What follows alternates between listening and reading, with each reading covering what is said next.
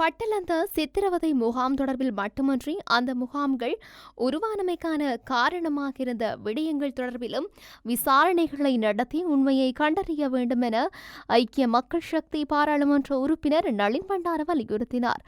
மக்கள் விடுதலை முன்னணியினால் 1988 மற்றும் 1989 காலத்தில் கொல்லப்பட்ட சகல தரப்பினருக்கும் நீதியை நிலைநாட்ட நடவடிக்கை எடுக்க வேண்டும். நீதி வழங்கல் ஒரு தலைபட்சமாக அமையக்கூடாது என்றும் அவர் தெரிவித்துள்ளார்.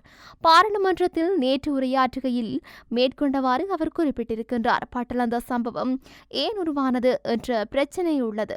88 மற்றும் 89ஆம் ஆண்டு காலத்தில் பயங்கரவாதம் இருந்தது. அதனால் இருதரப்பிலும் 60,000 பேர் வரையில் கொல்லப்பட்டனர்.